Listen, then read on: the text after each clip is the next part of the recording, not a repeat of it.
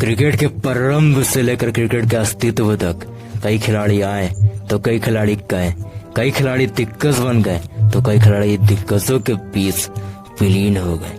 कुछ नहीं दिग्गजों के बीच विलीन हुआ खिलाड़ी, और उस खिलाड़ी की यह पारी क्रिकेट की दुनिया में अद्भुत थी। उसके इस पारी ने उसे क्रिकेट का बादशाह बना दिया था। उसके जुनून से प्रारंभ उसकी जुनूनियत, उसकी जुनूनियत की यह पारी क्रिकेट की दुनिया में एक नई झलक थी। नमस्कार, आप देख रहे हो the boundary line, the boundary line का स्पेशल एपिसोड। कहानी पाक कांड 183। 18 मार्च 2012 एशिया कप का वो मैच, स्टेडियम मीरपुर का वो मैदान। Match India versus Pakistan. दोनों टीमों के कप्तान टॉस के लिए आते हैं और टॉस जीतकर पाकिस्तान ने पहले बल्लेबाजी करने का निर्णय लिया। ये रहा पाकिस्तान का प्लेइंग 11।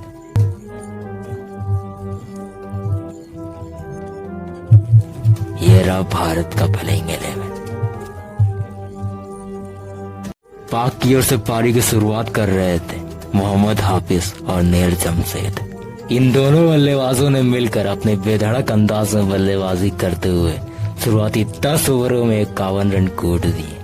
10 ओवर का खेल खत्म होने के बाद इन दोनों बल्लेबाजों ने बड़े बड़े शॉट्स लगाना चालू किया।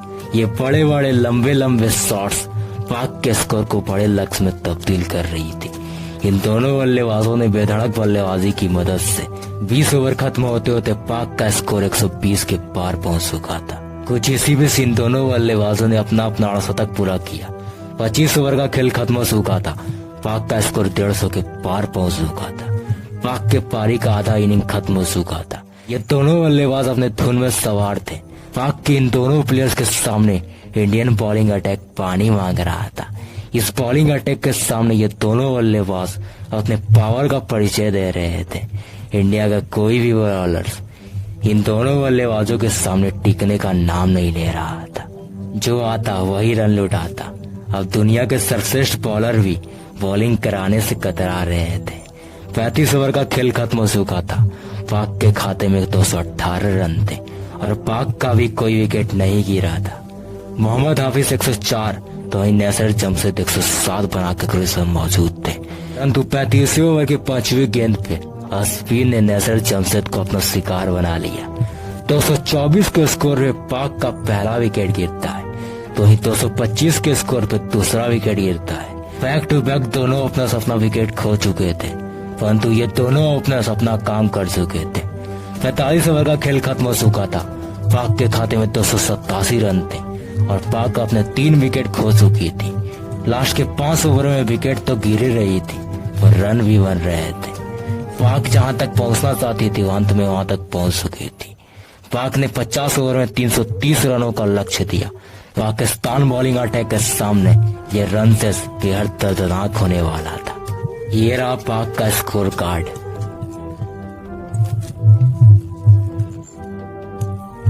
ये रहा इंडियन बॉलर्स का स्कोर कार्ड।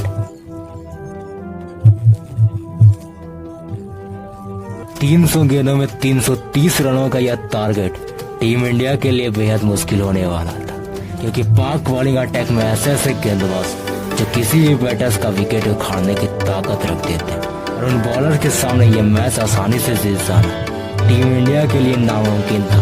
टीम इंडिया की ओर से पारी की शुरुआत करने आते हैं मास्टर ब्लास्टर सचिन तेंदुलकर और गौतम गंभीर, परंतु 0 के स्कोर में भारत का पहला विकेट गिरता और इस पहले विकेट के साथ भारत की उम्मीदें टूट चुकी थी। परंतु इस उम्मीद को बरकरार रखने के लिए भारत की टोपी ना को पार लगाने king of cricket Virat Kohli आते हैं। विराट कोहली और सचिन तेंदुलकर ने मिलकर बड़ी समझदारी के साथ पहले पारी को संभाला और शुरुआती 10 ओवर में 58 रन कूट दिए। 10 ओवर का खेल खत्म होने के बाद इन दोनों बल्लेबाजों ने मिलकर पाक बॉलिंग अटैक को रिवांड पे लेते हुए कूटना स्टार्ट किया और हर ओवर में छक्के चौकों की बरसात कर दी। हर ओवर में चौका छक्का लगाना प्रारंभ किया। 19 ओवर का खेल खत्म हो चुका था। इंडिया का स्कोर 130 के पार पहुंच चुका था और यह दोनों प्लेयर्स अपना अर्धशतक पूरा करके क्रीज में मौजूद थे। परंतु 20वें ओवर में सचिन तेंदुलकर के विकेट का पतन होता है। अजमल का यह गेंद सचिन के पारी का अंत कर चुका था। सचिन के जाने के बाद विराट का साथ देने आते हैं रोहित शर्मा। रोहित शर्मा विराट कोहली ने मिलकर शांत स्वभाव से अपने पारी को संभालते हुए आगे बढ़ाया। 30 ओवर का खेल खत्म हो चुका था। भारत के खाते में 187 रन थे और भारत अपने 2 महत्वपूर्ण विकेट खो चुकी थी। कुछ इसी बीच विराट कोहली ने 30 ओवर में अपना 8 शतक पूरा करके क्रीज में मौजूद थे। रोहित शर्मा विराट कोहली ने अपने आक्रामक अंदाज में बल्लेबाजी करते हुए पाक बॉलर्स को कूटना स्टार्ट किया। ये शॉट्स रोहित शर्मा को हिटमैन बना रहे थे तो वहीं विराट को किंग बता रहा था। कुछ इसी बीच रोहित शर्मा भी अपना 8 शतक पूरा करके क्रीज में मौजूद थे। 40 ओवर का खेल खत्म हो चुका था। भारत का स्कोर 247 से पहुंच चुका था। भारत अपने 2 महत्वपूर्ण विकेट खो चुकी थी। अब भारत को यह मैच जीतने के लिए अगले 60 गेंदों में 83 रनों की जरूरत थी और क्रीज में मौजूद थे किंग ऑफ क्रिकेट, क्रिकेट का किंग विराट कोहली। विराट कोहली अपने धुन में सवार थे। ये छक्कों चौकों की बरसात उसके पावर को बतला रहा था। ये रनों की प्रदर्शनी और उसकी यह पारी और इस पारी की मदद से टीम इंडिया यह मैच जीत चुकी थी। ये रहा इंडियन बैटर्स का स्कोर कार्ड।